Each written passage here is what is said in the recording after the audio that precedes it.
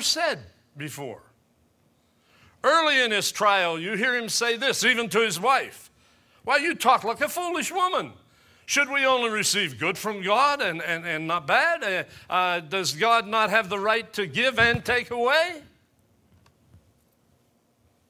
And she told him, curse God and die. Why do you hang on to your integrity? And his answer is, I know that my Redeemer liveth, and at the latter day shall stand on the earth. And nothing could discourage him. Read the first 2 chapters. He bows his head. He's sitting on the ground. He's hurting. His body's racked with pain. And it says, yet in all this, Job sinned not with his lips, neither charged God foolishly. Rather, he worshiped the Lord. Now his 3 friends come, and the talk begins. They're sure that God has sent them, and they're positive they have a solution for Job's problem. I'm frightened of people who have answers for everybody about everything. I am. Because I've learned that God works in his way and in his time, and a whole lot of the time we don't know what's going on in his realm because we're so used to living in ours. And we're so earthly minded and so focused on earthly things that it's hard, difficult for us to break out of that realm and learn the ways of God. Israel knew his acts, but Moses knew his ways. And there's a lot of difference. All Israel knew he was God. He made food for them every day. He led them by a pillar of cloud in the daytime and a pillar of fire at night. He made water come out of rocks. He rolled back the waters of the Red Sea. He rolled back the waters of the Jordan. Oh, he's a mighty God. He fought their enemies. Everybody knew the acts of God. Why, in the time that Jesus walked the earth, they said he has to be divine. After all, he raises the dead. He unstops the ears of the deaf. He makes the lame leap for joy. Anybody could be in the crowd and see Jesus work a miracle. Oh, that's God. So it is today. Somebody is divinely healed and people are, oh, God did it, God did it. But it's learning the ways of God that are important. Because recognizing the acts of God don't hold a candle to knowing his ways. So his 3 friends come. And they give him advice and everything changes. Now listen to Job after they ministered to him. You know, I never should have been born. When I was born, they should have carried me right out to the cemetery. How many of you know that's what Job said? That's what a lot of ministry will do for you. Oh, Lord. You better be careful who you listen to. Job, if you would quit hiding your sin that you've committed and bring it out in the open and confess it, all of this that's happened to you would go away. Huh? How far off the mark is that advice? He's going through this trial precisely because of his tremendous relationship with God and God calling attention to him to the enemy. Have you considered my servant Job? There's none like him in all the earth. He loves me and he wants nothing to do with you or with evil. And now, 3 earthlings are attributing his problems to some supposed hidden sin in his life? How far off the mark do people get? I guarantee you keep talking. And the more you talk, the more advice you'll get because people today feel obligated to give you an answer. My wife and I stood at the bedside 2 days ago of a man whom, when the phone rings, could be any time now, he'll be gone. Lovely people. For many, many years attended Bible study here faithfully until he became ill. Good people. Pastor Bob, I don't know what to do. When he's gone, I have nobody. No relatives, nobody. What am I going to do? That's normal.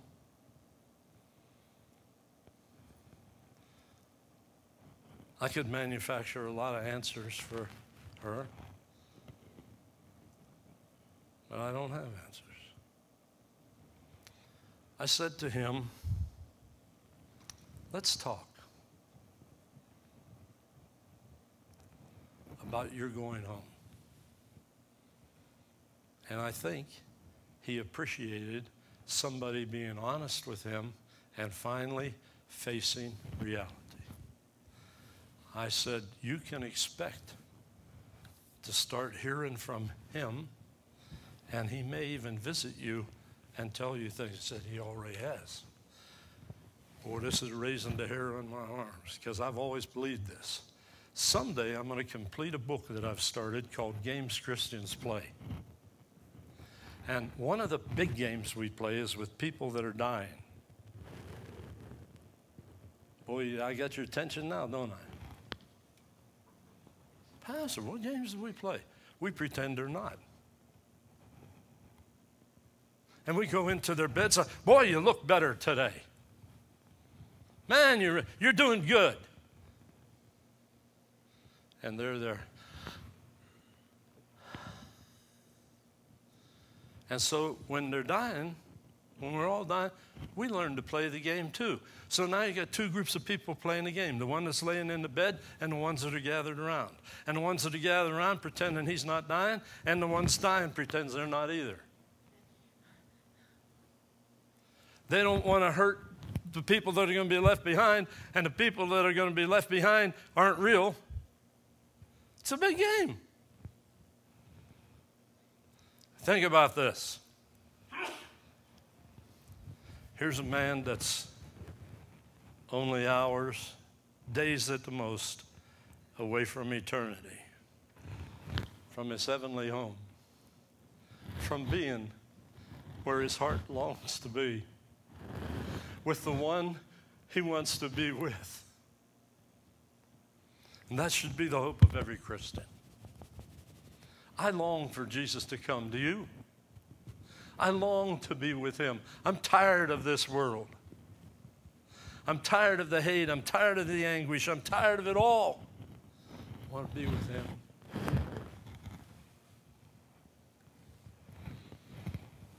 But we play games. And the moment I opened up the subject, he began to talk about how Jesus has been visiting him. And he told me this and he told me that. And I thought, keep on talking, brother. I wish I could change your place.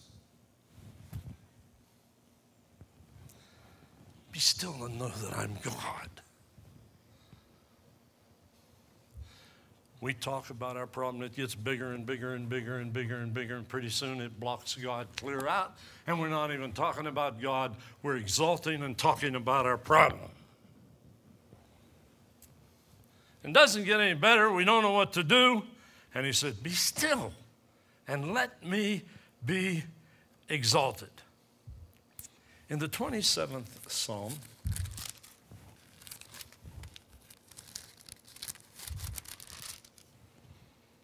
verse 14, wait on the Lord. Well, that's a difficult one, perhaps even more difficult than learning to be still. How many of you like to wait?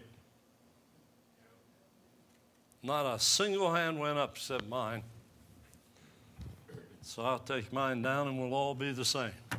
None of us like to wait. The world, the attitude in the world, the way of the world has ruined us. Years ago, I taught a series of Bible studies on the attitudes in the world and what they have done to God's people because we've brought them into the church with us. And one of the attitudes of the world today is we can't wait. We got drive-through restaurants. And you stop at the first window, pay your bill, and by the time you get to the second window, they're handing it out already. We go to the supermarket. There's an express line. 12 items or less. How many of you always count the guy's items in the buggy ahead of you? He has 13. Can he read?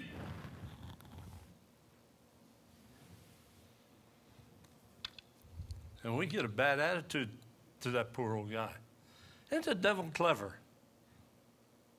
He doesn't tempt you to go out and commit adultery or rob a bank. He just sends you for your groceries. And you put 13, or pardon me, the guy ahead of you has 13 items in his bag, and he's in the line, the express line ahead of you, and you got a bad attitude toward that man. Stand there counting. 1, 2, 3, 4, 5. And you want to say things to him like, hey, do you know how to read?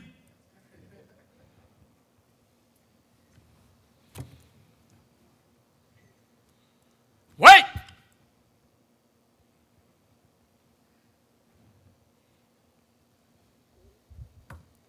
Wait on the Lord. From Genesis to Revelation, there's account after account after account after account of people that God asked, wait. Wait. Moses, 40 years in the backside of the desert. In the mind of God, he's going to lead Israel. But it sure doesn't look like he's any closer to being the leader of Israel than he was when he was born. 40 long years waiting. Joseph, sustainer of life, waiting. Noah, preacher of righteousness, waiting. Years roll into years. Keep right on preaching. Zechariah and Elizabeth, waiting, waiting, waiting. Bearing reproach, being talked about. Oh, I wonder what she did that God closed her womb and she's never been able to have a child. Brother, if she went to the Full Gospel Church, she'd learn some things in a hurry. So them people know everything. Charismatics, Pentecostals, whatever. They don't tell her why she's not having children. I bet you and Zacchaeus don't get along, do you? Zechariah, you don't get along. Boy, I'd like to be a little mouse in that house. Something's wrong down there. She doesn't have any children. There's a curse. God's put a curse on her womb, and he's a priest. Yak, yak, yak, yak. Waiting. Waiting. You better watch how you talk about that little lady. She's a chosen vessel of God.